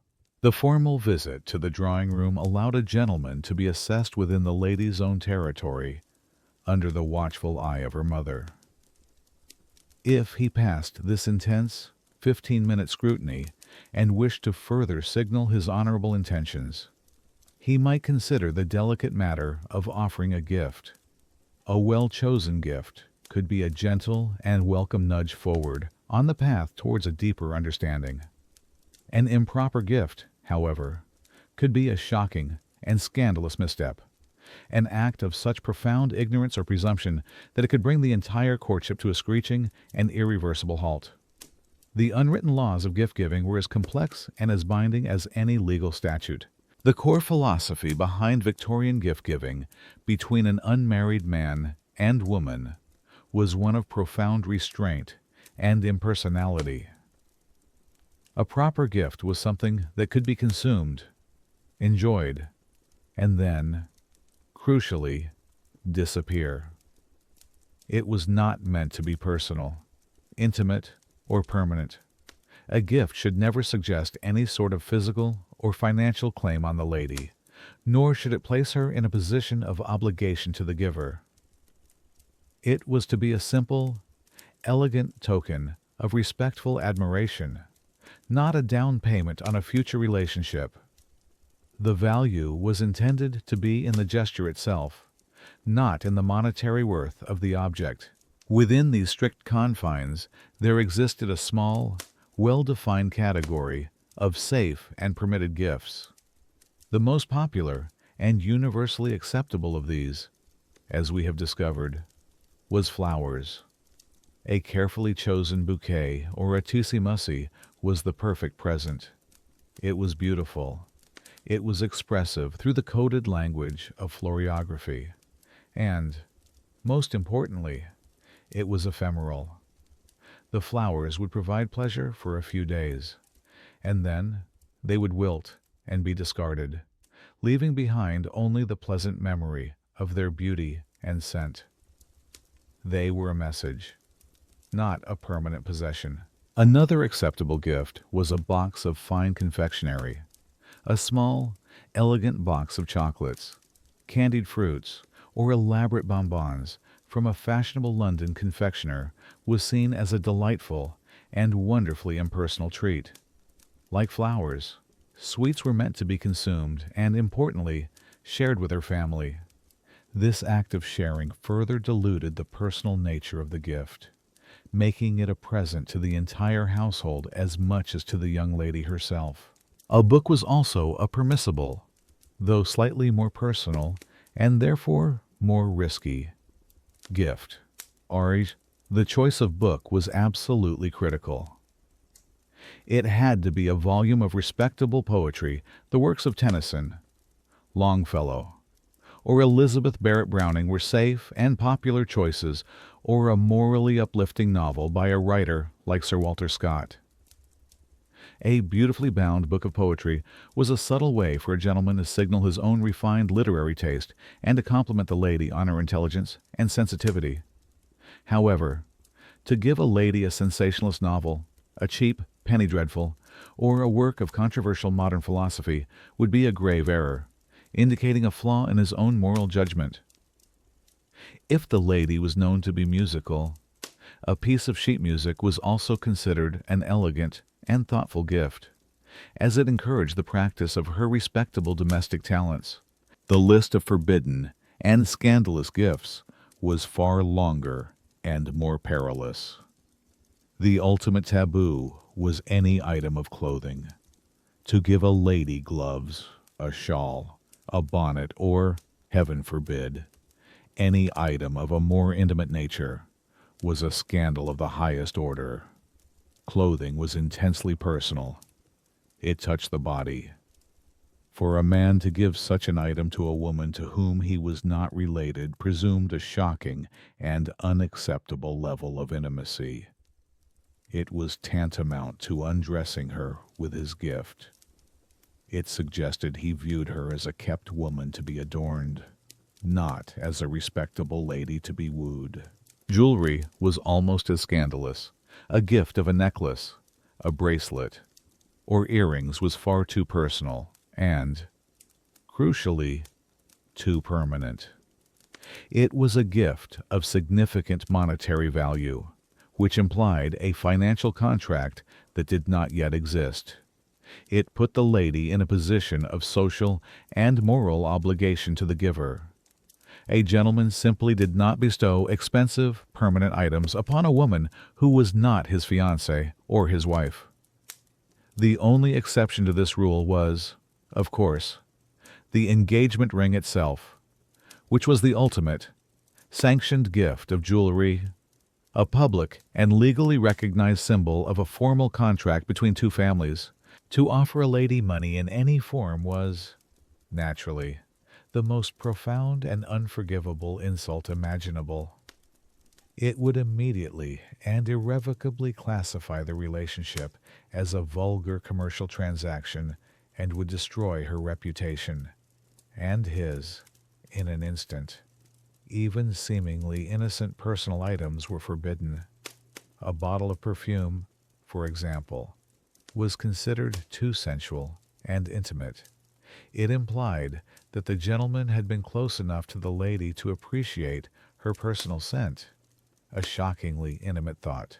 These strict rules of gift-giving reveal the deep Victorian anxiety surrounding intimacy, money, and obligation between the sexes. A gift was never just a gift. It was a symbol, a message, and a test of a gentleman's character and his understanding of the unwritten social code. It was a system designed to keep dangerous intimacy at bay, to ensure that the courtship remained a matter of public performance and respectful admiration, right up until the formal contract of engagement was signed. The exchange of safe, impersonal gifts could signal continued interest, and the chaperone visits could provide fleeting, precious moments of conversation. But in an age before the telephone, the primary way to communicate across any sort of distance and to develop a deeper, though still highly controlled, acquaintance was through the art of the letter. A letter was a powerful thing. It was a tangible piece of a person's thoughts, a private world captured on a page, a message that could be read and reread, treasured and analyzed for hours. But in the world of the Victorians, very little was ever truly private, and even this most personal form of communication was subject to intense and constant surveillance. In a society that so heavily restricted spontaneous and intimate conversation, the letter offered a rare space for more considered and detailed expression. It was a chance for a gentleman to showcase his intelligence, his wit, his moral character, and his command of the written word. A well-written letter was a potent tool of courtship. It was a courtship in slow motion, conducted by post, with each letter representing a significant move in the delicate game. A gentleman might spend hours drafting the perfect two-page letter, choosing his words with the care of a poet, knowing that every sentence would be weighed and measured. However, a gentleman writing to a respectable young lady could never, ever assume that he was writing for her eyes only. He was, in fact, writing for a committee. It was common, and indeed widely expected, for a mother to read all of her unmarried daughter's correspondence, especially any letters received from a potential suitor. The post would arrive, and the mother would often open the letters addressed to her daughter and read them first, to ensure their contents were appropriate, respectful, and free from any dangerous passion or overly familiar terms. In some households, a particularly interesting letter might even be read aloud in the drawing room for the entire family to hear and discuss. The writer was always performing for an audience. This constant, unseen surveillance had a profound and chilling effect on what could actually be written. The letter had to be as safe as a public conversation. It could contain no passionate declarations of love, no intimate confessions, no secret plans. It had to be formal, respectful, and, on the surface, almost bland. It would often begin with a formal salutation like, "My dear Miss Ainsworth," and end with an equally distant, "I remain your most humble and obedient servant, Mr. Davies." The content would be a polite report of recent activities, a comment on the weather, or a discussion of a respectable book. Faced with this impenetrable wall of parental censorship, hopeful couples developed a subtle and ingenious coded language, a way of speaking between the lines, of hiding a private message in plain sight. The true meaning of a letter was often buried deep beneath the surface of perfect, unimpeachable propriety. Allusion and quotation were powerful tools. A gentleman might quote a line from a respectable but deeply romantic poem by Tennyson.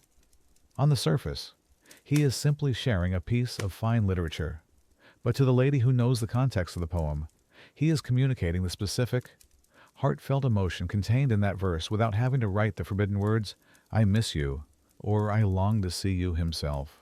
The strategic underlining of certain words could completely change the emphasis and meaning of an otherwise innocent sentence.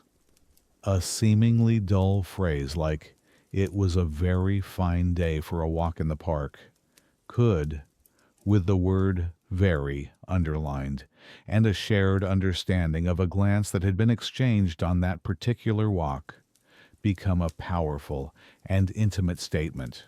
Even the humble postage stamp could be turned into a secret messenger. An entire language of the stamp developed, with guidebooks and articles detailing the meanings. A stamp placed perfectly upright in the corner might mean nothing, but a stamp placed upside down could signal, "I love you." A stamp placed sideways might ask a question, "Do you still love me?"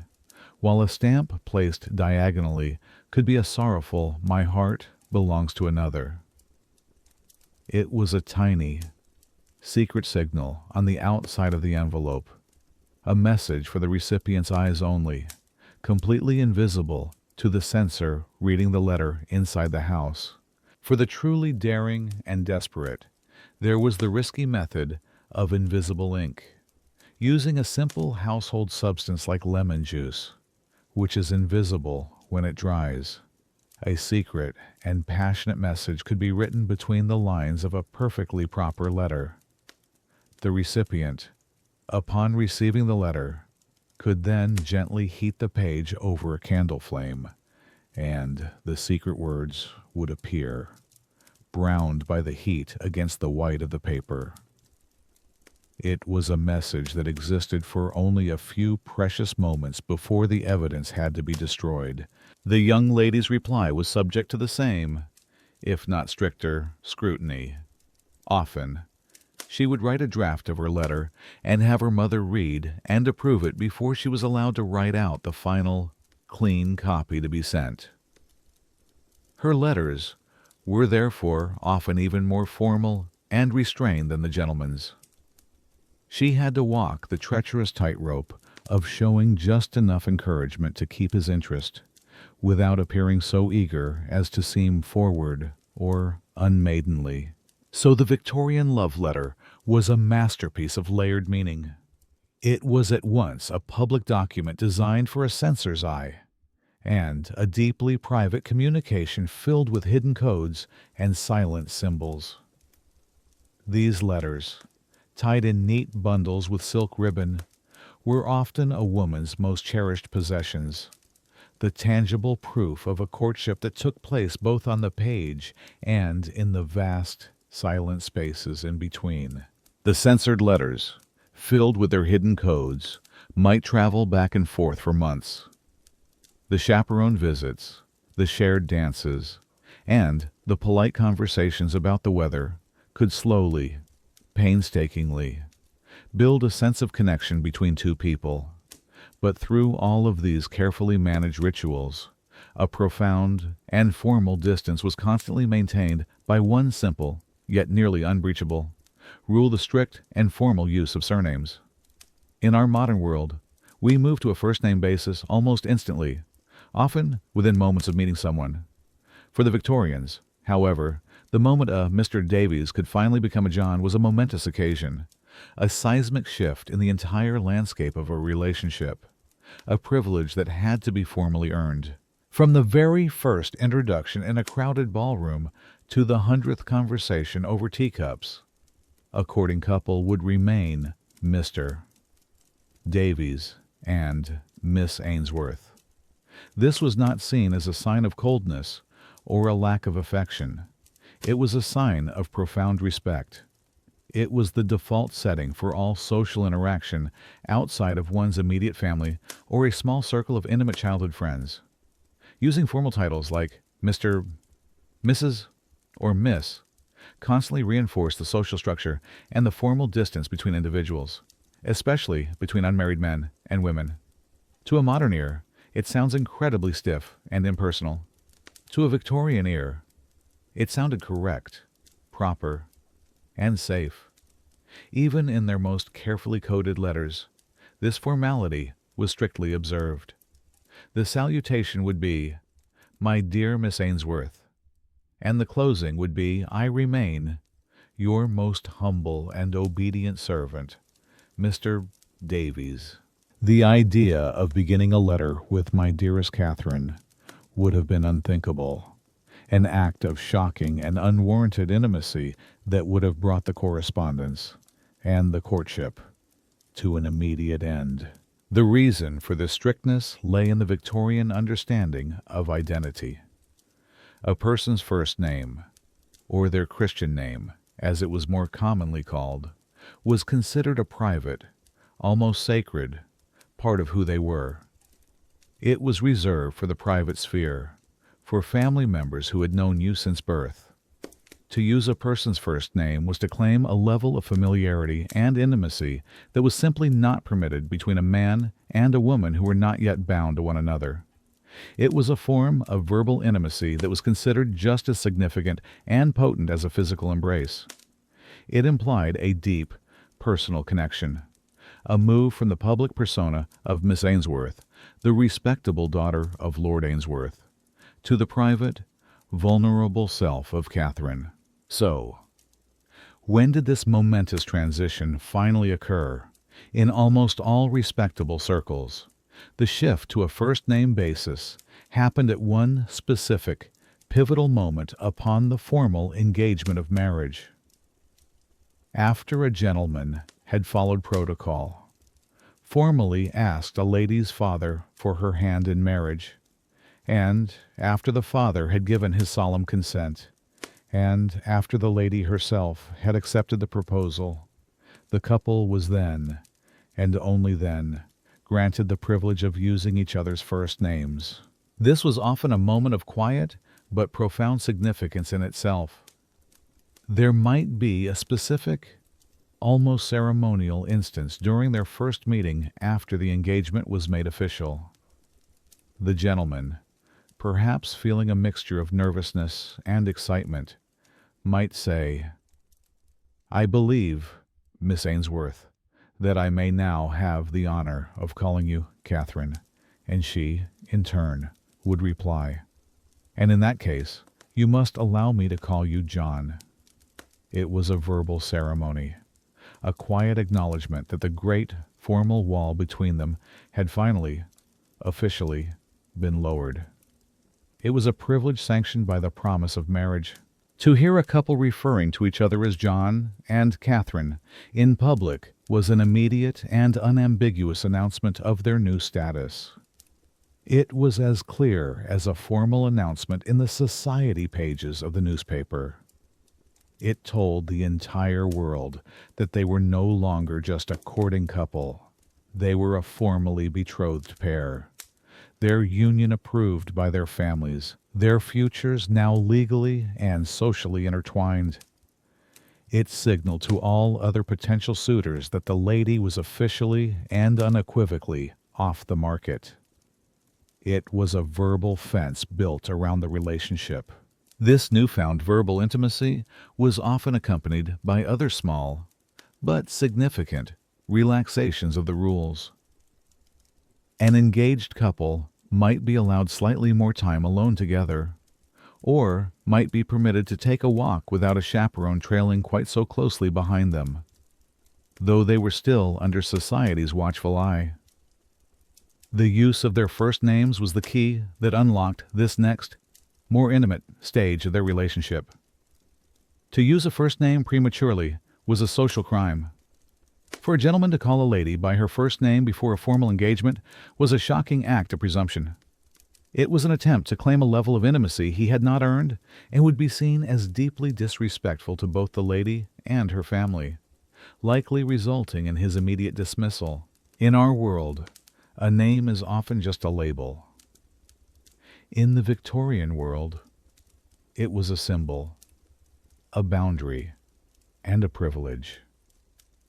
The journey from Miss Ainsworth to Catherine was a long and arduous one, a path paved with chaperoned walks, censored letters, and nerve-wracking formal visits. It was the final destination of a successful courtship, a reward for patiently navigating the labyrinth of rules and rituals. It was the moment when two public figures, Mr. and Miss, were finally allowed to become two private individuals, soon to be joined as one. A couple could follow every prescribed rule to the letter. Their glances could be perfectly timed, their gifts appropriately impersonal, their letters paragons of decorum. They could navigate the treacherous, polished floors of the ballroom and the drawing room with the flawless grace of seasoned diplomats. But none of this meticulous effort mattered if they fell victim to the most powerful, most pervasive, and most destructive force in all of Victorian society, a rumor. Victorian upper-class society was, in many ways, a small, insular village pretending to be a great metropolis.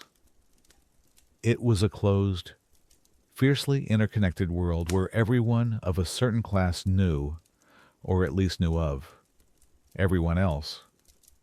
Life was lived under the constant, intense, and unforgiving glare of public scrutiny. With so many formal restrictions on behavior and genuine expression, people became amateur detectives of the human soul, experts at observing and interpreting the smallest of details. A glance held a second too long, a brief flush of the cheeks, a subtle hesitation in speech. And in a world where so little genuine personal information was ever shared, speculation and gossip rushed in to fill the vast, silent void. Society ran on information, and rumor was its most traded, most valuable, and most volatile currency.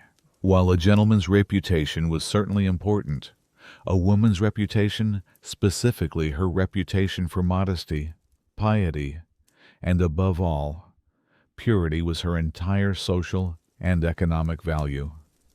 It was her dowry, her resume, and her shield. It was a fragile, priceless treasure, a delicate glass sculpture that could be irrevocably shattered by a single, well-aimed stone of gossip. A gentleman might survive a minor scandal. He might be considered a bit of a rake, but his career and his marriage prospects could very well remain intact. For a woman, however, even the faintest whisper of a scandal, a mere suggestion of impropriety, could mean total and complete social ruin. It could render her unmarriageable, an outcast from the very society she was so carefully raised to adorn. The triggers for such a devastating rumor could be terrifyingly minor. If a couple was simply seen together too frequently in public, even with a chaperone in tow, tongues would begin to wag. They seem very familiar. People would whisper behind their fans. Is there a formal understanding between the families? Or is he merely trifling with her affections and wasting her time? A simple gesture of familiarity, misinterpreted by a watchful eye, could be disastrous. A gentleman holding a lady's hand for a fraction of a second too long while helping her into a carriage. A laugh between them that seemed a little too loud and familiar. A shared joke that seemed too private. All these tiny, innocent transgressions were noted, mentally filed away, and potentially embellished and exaggerated in the retelling. A woman's reputation could be tarnished merely by association. If she was seen receiving a visit from a man known to be a gambler or a libertine, her own character could be called into question, regardless of her own innocence. And a spurned or rejected suitor could be a particularly dangerous source of rumor. To soothe his wounded pride, he might subtly question a lady's character in the smoky confidence of his club, hinting at some past indiscretion. real or imagined. He could poison the well of public opinion against her, exacting a terrible revenge without ever having to make a direct, provable accusation. Once a rumor started, it spread with the speed and ferocity of a wildfire. It was whispered over teacups during afternoon calls. It was exchanged behind fans in the coded language of the ballroom. Gentlemen shared the latest gossip in their private clubs. Even servants, who saw and heard everything, would trade stories with the servants of other households, creating a vast, highly efficient, below-stairs intelligence network that could ruin a reputation before the subject of the rumor had even finished her breakfast. Adding fuel to this fire were the society papers and gossip columns which, while using veiled language or initials, often made it perfectly clear who was being discussed. To see a hint of one's own potential scandal in print was the ultimate nightmare made real. The consequences were swift and brutal. Once, a young woman became the subject of a malicious rumor. Invitations to balls and dinner parties would suddenly cease. Friends she had known her whole life would suddenly become distant and cool. When she entered a room, conversations would fall to a sudden, conspicuous hush. She would be socially quarantined. Her chances of making a good match would evaporate, as no respectable family would want their son to marry a woman who was considered damaged goods. Her life, for all intents and purposes, would be over. This pervasive, paralyzing fear of rumor, of gossip, of what people will say, was the invisible hand that guided everyone's actions. It was the true reason the rules were so strict, the reason chaperones were so eternally vigilant, the reason every public action was so carefully and painstakingly performed. It was a system of social control more powerful than any written law, because every member of society was at once a potential victim, a judge, and a member of the jury. And so, the story of these intricate and demanding rules comes to its gentle close. The gaslights have dimmed on the Victorian era, leaving behind only the faint, ghostly echoes of its customs in our own modern world. As we settle here now, in the quiet of the present moment, breathing in the calm night air, a question begins to form, drifting like smoke from a dying fire. After all that we have heard, after all the strange and complex rituals, the simple question that remains is why did a society create such an elaborate, exhausting, and often cruel labyrinth of rules just for two people to meet, to talk, and perhaps to fall in love? Was it truly all about protecting property and ensuring the purity of bloodlines, a cold-hearted business transaction simply dressed up in lace and good manners? Was it a system born not of romance, but of a deep and profound societal fear, a fear of passion, a fear of chaos, a fear of the unpredictable and messy nature of the human heart, a fear so great that it demanded every interaction be caged, every emotion be policed, and every step of the journey be choreographed down to the smallest detail? Or perhaps there was something else at play, something deeper in the human spirit. Is there a part of us that finds a strange comfort in ritual, a part that craves rules, even suffocating ones, because they provide a sense of order and predictability in an otherwise chaotic world? Perhaps for the Victorians, in an age of dizzying industrial and social change, these complex rules of courtship provided a desperately needed sense of stability. They created the illusion that love, that most untamable of human emotions, could be controlled, ordered, and made safe. It is a question that gets to the very heart of the great Victorian paradox. This was an age of incredible progress and stifling repression, of public piety and private hypocrisy, of scientific reason and a deep fascination with the supernatural. And at the center of it all was this constant, unending struggle to impose a rigid, man-made order on the beautiful, chaotic, and uncontrollable forces of nature. This elaborate system of courtship was perhaps their grandest and most personal attempt at that control. It was a fortress built not of stone and mortar, but of etiquette and expectation, designed to hold back the wild, unpredictable currents of love and desire. That fortress of etiquette we spoke of was not built in a vacuum. It was a direct and powerful response to the turbulent, rapidly changing world that existed just outside the drawing room walls. The Victorian era was the age of the Industrial Revolution, a time of immense social and economic upheaval. Cities were exploding in size. New fortunes were being made overnight in factories and trade, and the old, seemingly unshakable social hierarchies of the aristocracy were being threatened for the first time. The world felt unstable, chaotic, and, for many, deeply frightening. Into this new world, a new and powerful social class was on the rise, the middle class. These were the families of industrialists, merchants, bankers, and professionals. They had gained immense wealth and power, but they did not yet have the automatic respectability of the old, landed aristocracy. They were anxious to prove their worth, to demonstrate that they were just as refined, just as moral, and just as good as the classes above them. How could they do this? They could do it by mastering the complex rules of etiquette. Strict adherence to these social rituals became a way for the middle class to legitimize their new status. It was a way of saying, we may not have a 1,000-year-old name or a vast country estate, but we know which fork to use. We know how to conduct a formal visit. We are respectable.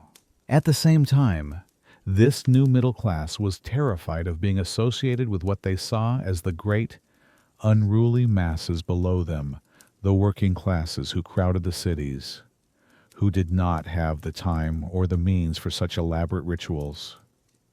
The rigid rules of courtship and social conduct, therefore, became a powerful social fence. They were a clear and effective way to distinguish us, the respectable people, from them. If you knew the intricate rules of the calling card, if you understood the language of the fan, if you knew that you must never speak to a stranger at a ball, then you belonged inside the fence, in the safe and ordered world of polite society. If you did not, you were an outsider, someone to be looked down upon, excluded, and kept at a distance. So, these bizarre rules were about far more than just courtship. They were the anxious symptoms of a society grappling with its own new identity. They were a tool used by a new class to climb the social ladder, and a weapon used to keep that ladder from being swamped by those below. In the dizzying chaos of a new industrial age, this rigid moral and social code was a kind of armor, a way to create a desperately needed sense of order, identity, and, above all, exclusion. And while this intricate system of rules served a purpose for a society grappling with its own identity, we must not forget who bore the heaviest burden of its demands. For a man, the courtship ritual was a game to be navigated and won, a test of his financial stability and his social skill. But for the women who were the very heart of this game, the stakes were infinitely higher, and the experience was often one of profound and quiet tragedy. A respectable young woman in the 19th century was raised from birth to be the perfect ornament. She was taught to be beautiful, accomplished in the feminine arts of music and drawing, and above all, to be demure and obedient. Her entire purpose, the focus of her whole education, was to be displayed, to be admired, and eventually to make a good match that would be advantageous to her family. She was the prize at the end of the long and arduous courtship race. Yet, at the same time, she was a prisoner within this gilded role. She was a prisoner in her own home, constantly guarded by her mother or a chaperone. She was a prisoner of a rigid etiquette that policed her every word, her every glance, and her every action. Her own desires, her own intellect, her own ambitions, if they existed, were to be suppressed, deemed secondary to the placid, agreeable role she was expected to play. She was not the active player in the game of her own life. She was one of the key pieces, carefully moved around the board by her family for strategic advantage. Imagine the immense and exhausting internal conflict of this position. To be constantly told that your one great purpose in life is to find and attract a husband, while simultaneously being forbidden from showing any genuine emotion, any overt interest, or any real personal agency in the process. To be trained from childhood to be desirable, but to be socially punished for having any desires of your own. Her entire life was a public performance of passionless perfection, and the strain of maintaining this delicate, artificial facade must have been, at times, immense. Her story, then, becomes a symbol for a much larger and more timeless human struggle, the conflict between the authentic inner self and the demands and expectations of society. The Victorian woman, in her tight corset and her restrictive crinoline, silently navigating the treacherous currents of the drawing room, is a powerful and poignant image of this tension. She is the embodiment of that quiet, often invisible, battle between personal desire and social duty, between who she truly is on the inside and who the world relentlessly demands her to be on the outside. This fortress of rules, built by a society in anxious transition and holding the respectable woman as its most prized and tragic captive, can feel like a relic from a distant and alien past. It is easy for us to look back and see only the repression, the hypocrisy, and the suffocating formality. Yet, if we look closer, if we quiet our minds and listen past the noise of our own time, we can find an enduring symbolic meaning in these strange rituals that still resonates with us today. At its very heart, this entire system was about one grand, overarching theme: the attempt to tame the wild. It was an attempt by a society that valued order above all else to take the most chaotic, unpredictable, and powerful of human experiences, love, desire, attraction, and to place it within a safe, predictable, and manageable framework. The Victorians were the masters of engineering. They built great bridges, tunnels, and railways to conquer the natural world. They tried to apply those same principles of control and design to the human heart, and while the rules were often oppressive, they also served as a powerful language of seriousness. In a way, the very difficulty of the process was the point. The calling card, the chaperoned walk, the formal proposal to the father, these were not just empty gestures. They were a way for a person to say, "My intentions are honorable. I am not merely playing with your affections. I am willing to go through this difficult, expensive, and time-consuming process because I take the prospect of marriage and my respect for you and your family with the utmost gravity. In our own modern world of casual and sometimes disposable relationships, there is a strange, austere beauty in that level of formal, declared commitment. Ultimately, the bizarre rules of Victorian courtship are a testament to the enduring power of the human heart. The very fact that such an elaborate and formidable cage had to be built shows just how powerful the force was that it was trying to contain. Love, in the end, could not be entirely engineered or suppressed by etiquette. It found its way through the cracks in a stolen glance, in a coded letter, in a desperate, frantic elopement to Gretna Green. The rules, in their own strange way, tell a story not just of repression, but of the irrepressible, unstoppable human need to connect. And that quiet, persistent echo of the longing heart is a story that will never truly fall silent. Our journey through this strange and formal world is now over. The reflections fade, and the analysis softens into silence. Let the past settle now, like fine dust in a quiet, forgotten room. And before you drift away completely, imagine, if you will, one final, peaceful picture. It is late, very late, in a grand London townhouse. The last of the horse-drawn carriages has rumbled away into the foggy night, its sound fading into the immense quiet of the sleeping city. Inside the house, a deep and profound stillness has fallen. The great clock in the hallway ticks slowly, methodically, measuring out the peaceful, empty hours of the night. The gas lamps in the street outside have been turned down low, casting only a faint, watery, and gentle light through the tall, heavy curtains of the windows. Inside, the fires in the drawing room and the dining room have been banked for the night, leaving behind only the soft, warm, red glow of the embers and the faint, clean scent of wood smoke in the air. The silver has been polished and put away. The dance cards and the slightly wilting flowers from the last ball have been cleared from the tables. The house sleeps. The parents, their duties as hosts and chaperones finally done for the day, are in their chambers. The servants, exhausted from their long hours of silent, tireless work, are asleep in their quarters. And the young lady, the one whose future was the subject of so much activity and anxiety, is now alone in her own room.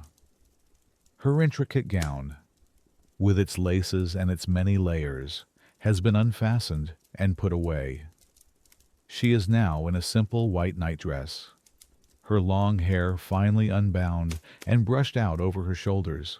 Perhaps she sits for a moment by her window, looking out at the quiet, empty square below.